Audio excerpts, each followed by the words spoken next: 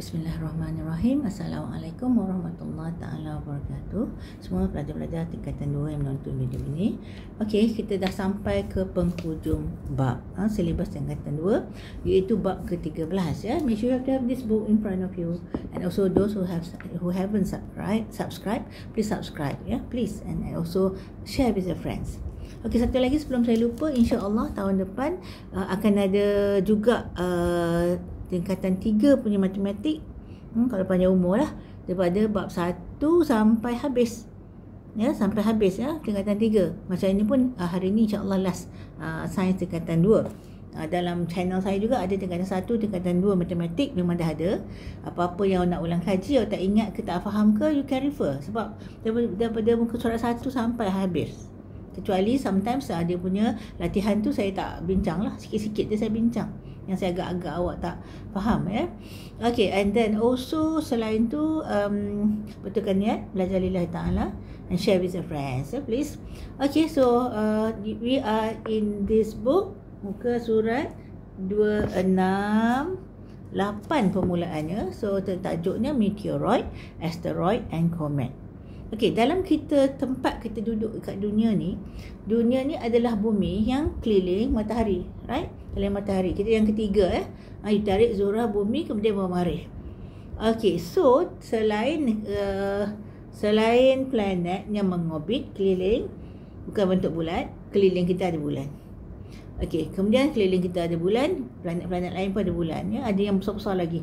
Yang Mustari betul lagi besar saya concentrate 4 ni.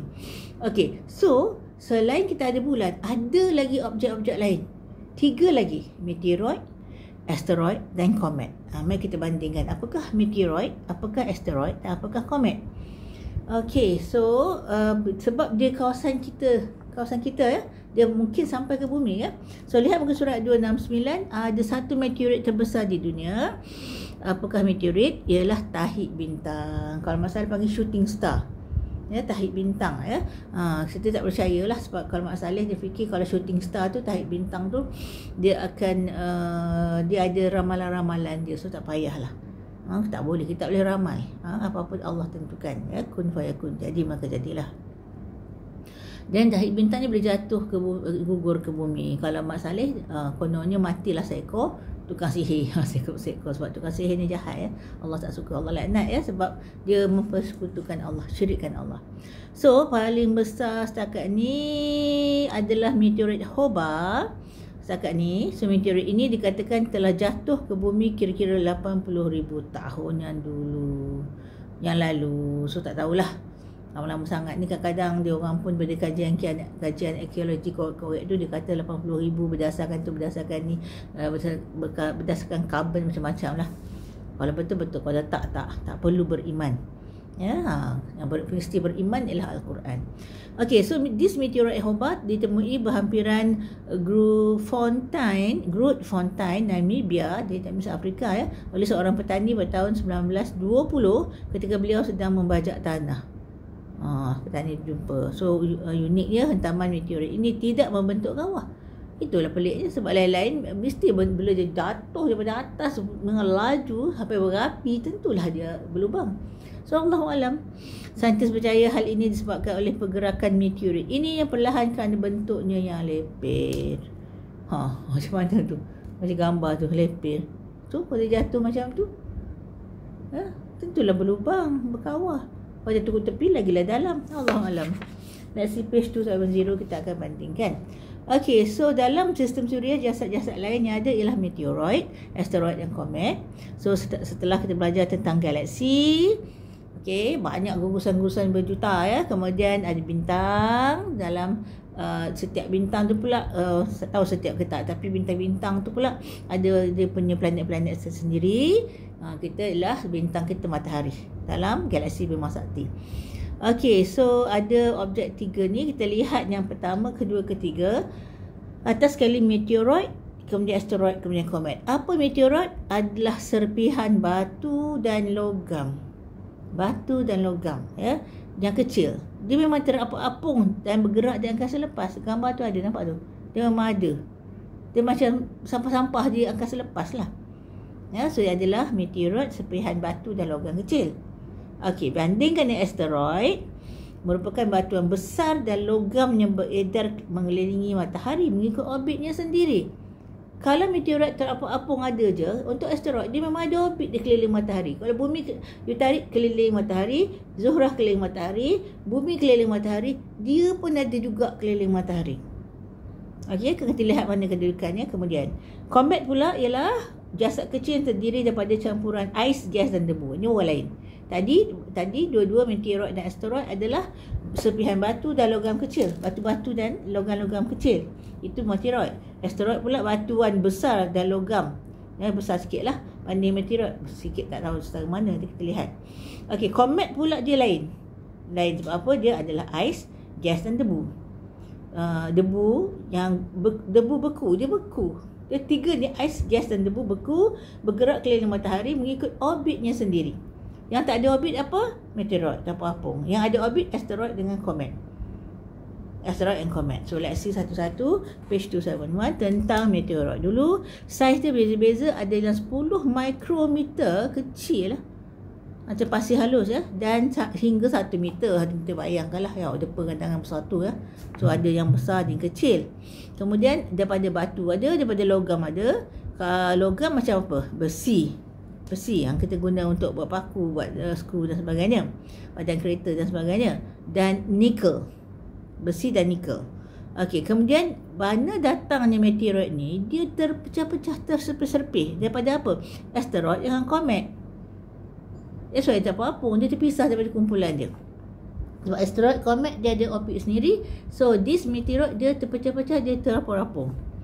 So kita dapati suhu meteorit di angkasa lepas adalah dalam lingkungan 0 degree Celsius. Kelajuan pergerakan meteorit adalah berbeza-beza, ada laju ada kurang. Okey, meteorit yang paling laju pergerakan adalah pada kelajuan 40 km sesaat, bukan sejam. Kereta 110 km sejam, ni sesaat dia mesti laju. Setiap saat 42 km, 2 saat 84 km, 3 saat belum lagi seminit 60 saat. Okey, dan kita bandingkan ciri-ciri asteroid dengan ciri-ciri komet. Kalau kita lihat gambar foto 13.1, jalur asteroid di antara orbit planet Marikh dan Mushtari. So habis yang 4 batuan ni. Okey, kita ada Utarik, Zuhrah, Bumi, Marikh. Ada satu lagi lingkaran tapi dia bukan planet. Dia ada banyak dalam tu, macam tu. Baru Mushtari yang besar. So kita dapati itu adalah jalur asteroid. Antara apa tadi? Marikh dan Mushtari. Antara 4 yang kecil dengan 4 yang besar. Tapi yang membezakan 4 kecil 4 besar, hujung sekali adalah Marikh, awal sekali untuk yang besar adalah Mushtari. Antara 2 Okey, saiz dia pula ada 1 meter hingga 1000 kilometer. 1 meter adalah, bayangkanlah ada pegandangan lebih kurang lah tu. Besar kan? Banding dengan meteorit tadi ada yang kecil. Okey, tempat paling besar dia pun 1 meter. Hingga 1000 kilometer. 1000 kilometer jauh, besar. Cuba bayangkan saiz Malaysia bandingkan Perlis ke selatan berapa? Perlis ke Johor Bahru. So melebihi 1000 lah kan? Dia ke? Saya kena rujuk balik. Saya tak ingat pula tiba-tiba. Saya kena rujuk balik. Kalau ada senang je, Google je. Sekarang dia senang sangat. Bila senang Google, senang dapat, senang lupa. Itu masalahnya. Okey. So, apakah dia buat? Daripada apakah asteroid dia buat? Daripada batu dan logam juga. Macam meteorit tadi. Tapi meteorit ni dia terpecah-pecah, tersepih-sepih, dia terapung-apung. Bersepah. Okey. So, kemudian kita dapati suhu permukaan dia sejuk. Dia jauh daripada Marikh lagi, iaitu negatif 73 degree Celsius. Banding dengan meteorit tadi kosong. Kelajuan dia 25 km sesaat. Still laju. Setiap saat. 1 saat 25, 2 saat 50, 3 saat 100 km. 4 saat 150. 100 apa saya buat tadi? 25, 21 saat 25, 2 saat 50, 3 saat 75, 4 saat dah 100 km. Kalau 8 saat dah 200 km. Laju. Okey, kita tahu kelajuan kereta, kelajuan macam mana bandingkan naik kereta ayah awak on the highway 110 km sejam. Dalam 1 jam baru 110. 2 jam baru 220. Kan? Nak bandingkan. Okay, so kemudian dia ada jalur asteroid yang dia punya keliling matahari tu. Okay, dia orbit antara Mars dan Mushtari saya sebut tadi. Kemudian asteroid yang terbesar nama dia ada Ceres, Pallas, Juno dan Vesta, dan mempunyai diameter daripada beberapa kilometer hingga 1000 kilometer. Kita tahu tadi kan, daripada 1 meter kepada 1000 kilometer. Asteroid juga seolah-olahnya planet kecil lah. That's why dia panggil planet kecil. Sebab kalau planet adalah so much bigger. Okey, kita lihat ciri-ciri komet pula. Komet ada 3 bahagian. 3 bahagian, 2 bahagian. Kepala dia dan ekor dia. Macam sperma lah pula kan. Tapi itulah dia. Okey, kepala dan ekor. Kita dapati panjang ekor komet boleh mencapai 150 juta km. Jauhnya. Saiz kepalanya pula 250,000 km. Kepala dia bulat kecil, dia panjang. Gambar yang 13.1 tentang komet tu macam saya tak nampak tak ekor dia kan. Okey, apakah komet tadi? Dia adalah terdiri pada gas dan air. Dia beku, so jadi ais lah. Okey, ais dan sedikit debuan dan batuan. Okey, beredar keliling matahari mengikut orbitnya sendiri yang berbentuk elips. Dia pun keliling matahari. Tapi dia tak sama dengan yang lain tau. Yang 8 tu dengan asteroid tengah-tengah, dia macam tu je. Komet ni dia tak bukan ikut, dia walaupun dia ikut matahari tapi dia punya orbit lain. Orbit lain ya. So elips juga. Kelajuannya 10 km saat. So tak laju sangatlah. 1 saat 10, 2 saat 20 km, 3 saat 30 km. Senang lah. Sehingga 70 dia laju sikit lah. 70 km sesaat. So, that means 1 saat 70, 2 saat 140. Okey, so kita lihat info sains pelanggaran pertama komet dengan jasad sistem suria. That means it can be any one of the planets. Okey, telah berlaku pada tahun 1994, iaitu antara komet Shoemaker, ada pembuat kasut pula. Shoemaker ni biasa Mak Saleh lah. Kalau nama dia dulu, keturunan dulu datuk nenek dia buat kasut, melekat nama dia. Katakan Josh Shoemaker. Kita tahu apa yang pelumba tu. Michael Shoemaker kan? Michael ke? Tengok tu. Otak tu ni dia boleh confuse. Shoemaker lah saya ingat, depan dia Michael rasanya, tak sure lah. Sebab saya satu saya tak tahulah kenapa boleh lupa. Shoemaker Levy 9 dengan planet Mushtari. Levy dia bilang ke Mushtari lah kononnya. Betul ke? Siapa yang sampai ke Mushtari tu? Jauh sangat. Sampai Marikh pun bayar usah ke Mushtari. Kemudian penuh gas pula tu, besar sangat pula tu, sejuk sangat pula tu, panas sangat pula tu. Tu punya extreme weather kan. Okey, keajaiban sains, komet Halley dilihat melintasi bumi pada tahun 1986. Pernah lintas, Allahualam. Dan dijangka akan melintas bumi semula pada tahun 2061. Lambat lagi. Ini 24, 40 tahun lagi. Kononnya kalau sampai, kita pun tak tahu dah akhir zaman, tak bila lah nak kiamat. Hayat saya pun tak sampai lah. 2061. Awak sekarang ni 14. Awak pun dah tua. 75 tahun. Tak hidup lagi ke tak entah. Allahualam. Page 272 kita lihat. Sekarang Kumari ni saya bagi nama. Bagi je. Dia tanya, tahu tak beza meteor, asteroid dan komet? Meteor tadi tak apa-apa kan, batu dan besi juga kan. Saiz dia lebih kecil. Asteroid dia ada orbit dia, kemudian dia batu dan besi juga, lebih besar daripada 1 km kepada 100 ke? 100 ke? 1000 km besar asteroid. Komet pula bukannya batu dan bukan batu dan besi, tapi dia adalah ais, kemudian debu sikit, apa lagi tadi? Ais, debu dan gas ya. So dia 10 km hingga 10 km sejam sampai 70 km sejam. Okey, so terdapat banyak perbezaan. So Ahmeng, dia bagi nama Ahmeng lah. Tak sepek pun kan. Tapi tak apa lagi lah dia. Tak ada sini yang tak sepek pun. Terdapat banyak perbezaan dari segi saiz, struktur binaan dan bentuk. Dia suka jadikan eksperimen yang tu you can just read yourself ataupun buat sendiri ataupun bincang dengan kawan tentang aktiviti kerjaya. So 40 minutes done. Sempat ke habis? Mudah-mudahan sempat ya. Ahli petrologi.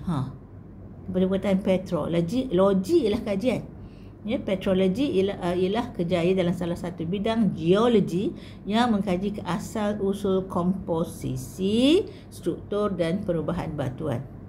Sebab nanti nak cari minyak jumpa ke gas ke ya. Batuan yang dikaji termasuklah jasad angkasa. Oh, dia termasuk bukan kat bumi je. Sampai jasad angkasa yang sampai di bumi seperti meteorit dan asteroid. So ialah petrologi yang kaji. Kita lihat pergerakan meteoroid, asteroid dan komet. Kita dapati dia bergerak melalui orbitnya sendiri keliling matahari. Itu asteroid dan komet. Yang terapung-apung tadi adalah meteoroid. Meteoroid pula bergerak secara bebas di angkasa seperti dipengaruhi oleh daya tarikan graviti planet yang di dekat tu. Mana-mana yang paling dekat, bulan dan objek lain sekelilingnya. Hal ini demikian kerana saiz dan jisim meteoroid yang lebih kecil menyebabkan lebih mudah dipengaruhi oleh daya tarikan graviti. Dia kecil, senang tarik ya. Okey, bagaimanapun pergerakan meteoroid, asteroid dan komet memberi kesan kepada bumi. Kita lihat rajah 13.2, bumi belah kanan yang warna biru. Cuba tengok meteoroid dia jauh pun, tengok tu yang line merah ya, boleh sampai ke bumi. Tapi dia kecil, tak besar sangat. Okey, kita lihat nombor 1, meteoroid merupakan serpihan batu dalam logam kecil, kita tahu dah, yang terapung di ruang angkasa dan bergerak di ruang angkasa. Dia bergerak-gerak ya. Okey, kemudian nombor 2, apabila meteoroid memasuki atmosfera bumi, nama dia dah tukar from meteoroid jadi meteor. That's why ada hujan meteor. Yang kadang dia kecil-kecil macam pasir, dia jadi macam hujan. Malam ni dia ada cahaya-cahaya panjang macam air hujan turun. Ya. Itu adalah hujan meteor. Dia taklah macam titik-titik, dia straight, halus-halus. So, geseran molekul antara udara dengan meteor tadi menghasilkan haba. Bila dia gesek, mesti hasil haba kan. Tangan awak pun gesek hasil haba kan. Sehingga terbakar dan terhasil coretan cahaya. Tu saya kata, kalau yang besar-besar pasir tu jatuh, ditarik oleh bumi, dia akan laju turun. Nampak macam line, macam air hujan. Tapi, macam hujan turun. Tapi dia adalah line halus bercahaya. Malam-malam pula tu. Okey, nombor 3, pancuran meteor berlaku apabila meteor masuki bumi dengan banyak satu masa. Pancuran meteor, saya kata hujan meteor tu. Nampak tu? Panjang. Macam hujan kan? Okey, kemudian tadi luar angkasa lepas, nama dia meteoroid. Masuk dalam atmosfera bumi, meteor. Dia sebagai hujan meteor. Okey, so jauh meteoroid panjang sikit. Masuk dekat dah meteor, dah pendek dah. Hilang roid dia. Oid dia, bukan roid, oid. Okey, nombor 4, kebiasaannya meteor akan habis terbakar sebelum sampai ke bumi. Selalunya ke atas-atas tu je. Akan tetapi ada juga meteor yang dapat sampai ke bumi. Yang sampai tu, meteor ini disebut sebagai meteorit. Meteoroid, meteorit. Bila meteorit nak ada T kan? Sampai tanah dah. T sampai tanah dah ya. Kawah akan terbentuk akibat hentaman meteorit. So, bila dia kena bumi, sebab dia laju, terbakar pula tu, berlubang lah tadi kawah. Okey, so meteoroid, meteorit. Okey, now kita kalau banyak jadi hujan meteor ataupun pancuran meteor. Page 273, kita lihat seterusnya. Nak habis boleh, insyaAllah. Okey, kita lihat gambar foto 13.2. Ini kawah meteorit. Kenapa ada T dah sampai tanah dah? Di Arizona, Amerika Syarikat. So, ini adalah daripada NASA, US punya angkasa lepas dari kajian. Kita lihat info sains, kawah terbesar terbentuk akibat daripada hentaman meteorit kira-kira 50,000 tahun dahulu, kalau ini betul. Okey, di Arizona, Amerika Syarikat. Diameternya adalah 1.2 km. Besar lah kan, 1 km nak lari pun penat ya. Tambah 200 meter lagi, 1.2 km. So, dalam besar ni tak besar lah. Itu berkawah. Okey, cetusan minda. Apakah yang menyebabkan bulan lebih kerap dihentam oleh meteoroid berbanding bumi dan permukaannya menyebabkan permukaan dia punya kawah? Cuba fikir logik. Ada cari daripada Google lah apa jawapan. Okey, fikir dulu. Dah agak-agak betul tak? Kalau tak nak make sure, check Google. Okey, pergerakan asteroid pula. Tadi dah meteoroid, meteorit. Sekarang kita tinggal asteroid. Nombor 1 kita lihat. Tengok gambar dululah. Tengah-tengah matahari kan. Cari bumi dengan marikh. Okey, dah ada Zuhrah. Dah ada Utarid tak ada sini. Zuhrah, bumi, marikh. Okey, mana yang asteroid? Warna apa? Warna hijau. Nombor 2 tu. Nombor 2 tu kan. Okey, ada yang lain yang awak tak tahu tau. Ada Aten, ada Apollo. Okey, kita lihat dulu nombor 1. Asteroid bergerak dengan kelajuan purata 25 km sesaat. 2 saat dah 50 dia kata. 3 saat 75, 4 saat dah 100 km. Kebanyakan asteroid berada di dalam lingkaran asteroid, jadi lingkaran dia.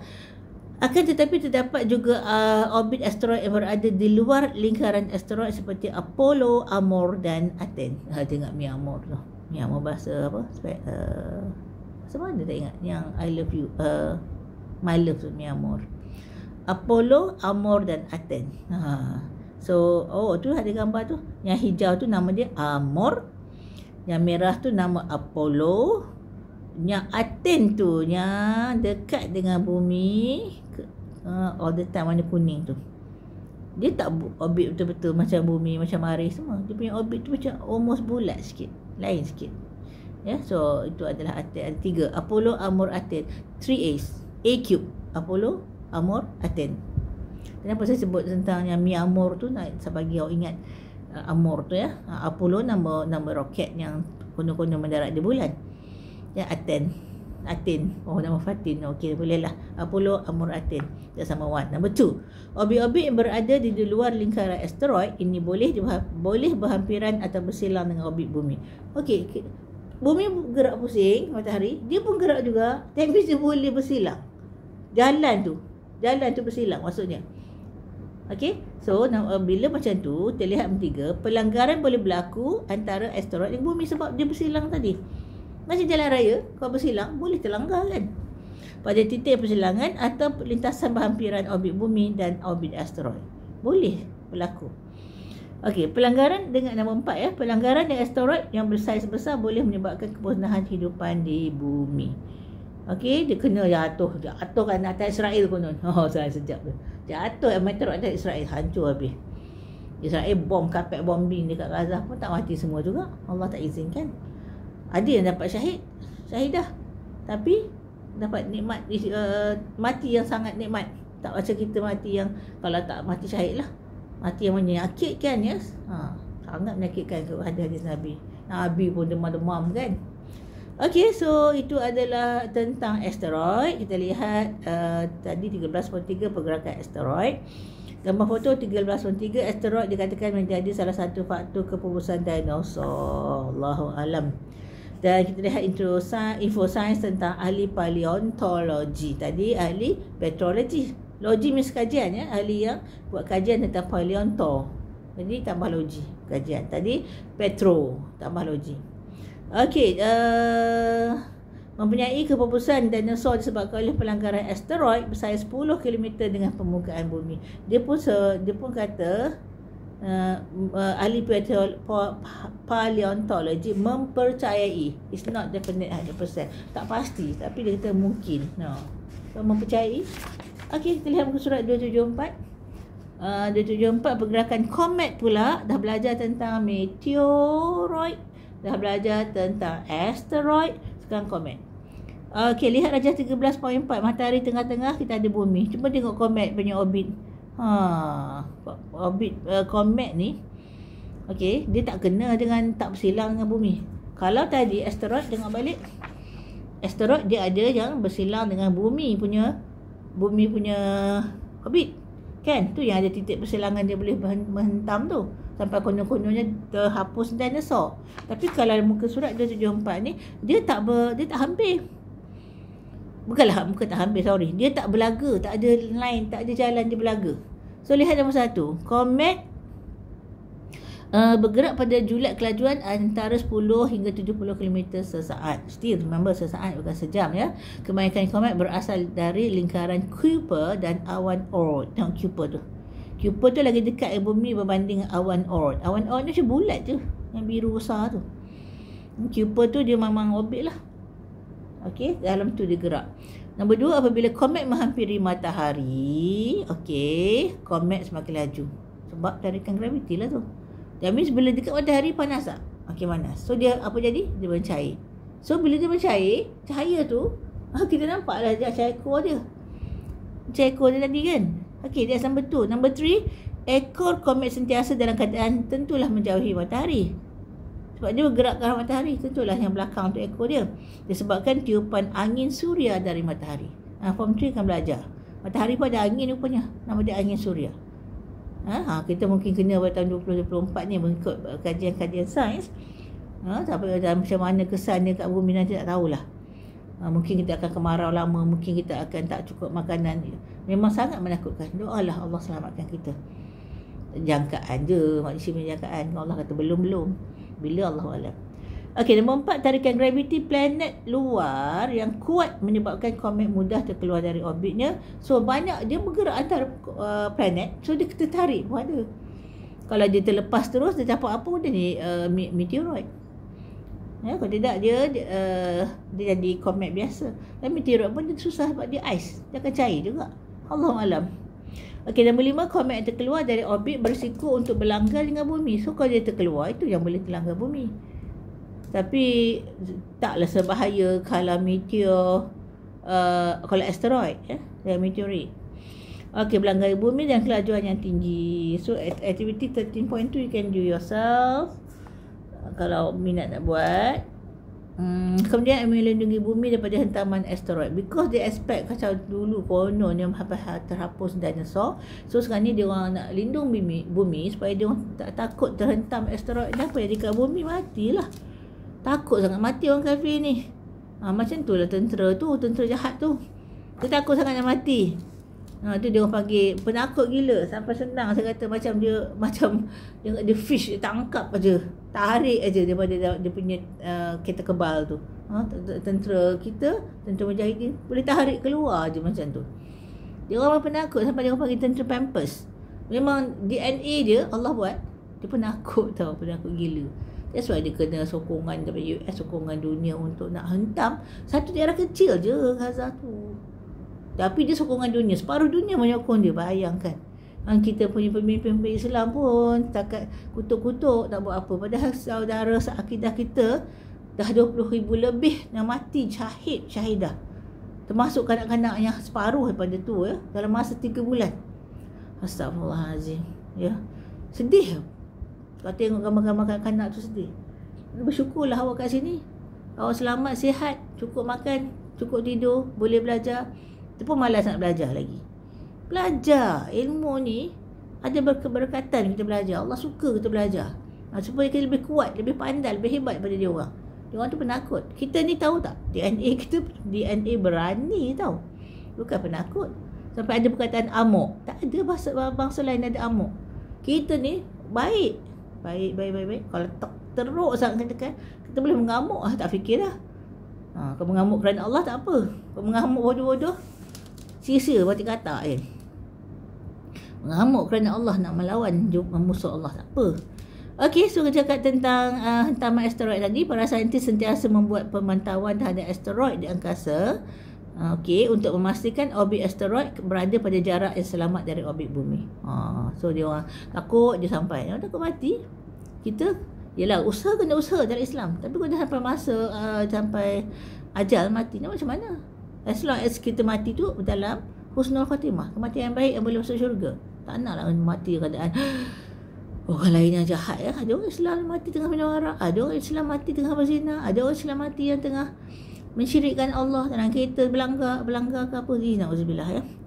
Okey, so amaran akan dikeluarkan jika terdapat asteroid yang berisiko untuk berlanggar dengan bumi. Tak pernah dengar lagi lah, belum lagi lah. Tak tahulah kalau Allah tentukan terjadi. Asteroid yang menghampiri bumi mungkin akan dimusnahkan atau diubah arah pergerakan. Ini tujuan saintis nak kaji. Supaya nanti bila nak sampai bumi dia, konon-konon dia nak guna peluru berpandu, misail, tolak tempat lain kononnya. Kau jatuh pun sikit-sikit serpihan dia kononnya. Ataupun nak elak, macam mana elak lah tahu. Ubah pergerakan dia lah, nak elak ya. Okay, so 13.4 gambar tu, asteroid yang menghampiri bumi. Okey, Cik Minda, apakah masalah yang mungkin dihadapi oleh para saintis dalam usaha untuk memusnahkan atau memesongkan arah pergerakan asteroid yang menghampiri bumi? Cuba dia suruh fikir. Apakah masalah yang dihadapi? Pada saya kalau dia guna misal ke pecah, jatuh juga, tapi taklah teruk macam sebit seketul yang besar. Okey, kita lihat Malaysia ku, Agensi Angkasa Negara Angkasa bertanggungjawab untuk memandu dan mengawasi perkembangan sains angkasa di Malaysia. Ya, kita ada badan tertentu untuk menarik minat supaya kita bertambah ilmu. Memang bertentang angkasa lepas banyak orang minat. Dia suka sangat benda-benda yang tak sure, yang jauh-jauh tu. Suka sangat tengok cerita hantu apa semua tak sure, tak betul. Untuk baca Quran yang pasti susah sangat. Bawa baca 1, 2, 3 ayat dah mengantuk terkuat-kuat. Itulah hakikatnya. Syaitan lah tu. Lawan lah. Dengan lawan tu dapat pahala, dan lawan tu insya-Allah menguatkan jiwa kita.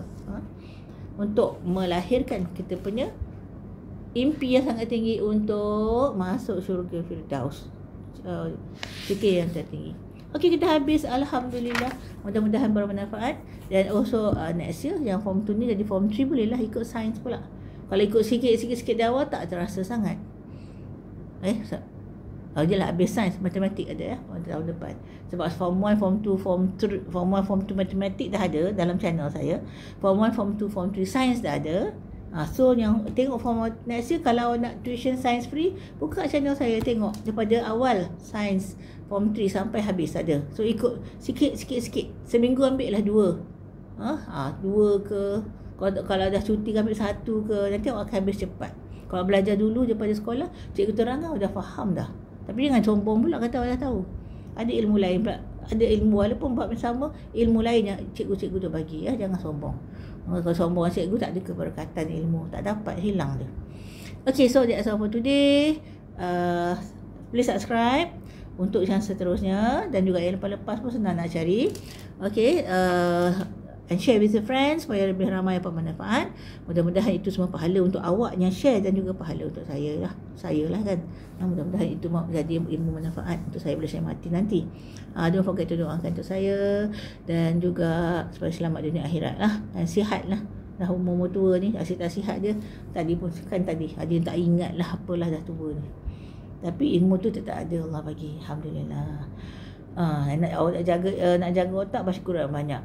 So insya-Allah dia akan kurang sikit janyuk macam orang lain. Kalau saya bandingkan sama orang lagi tak berapa ingat. Okey, alhamdulillah.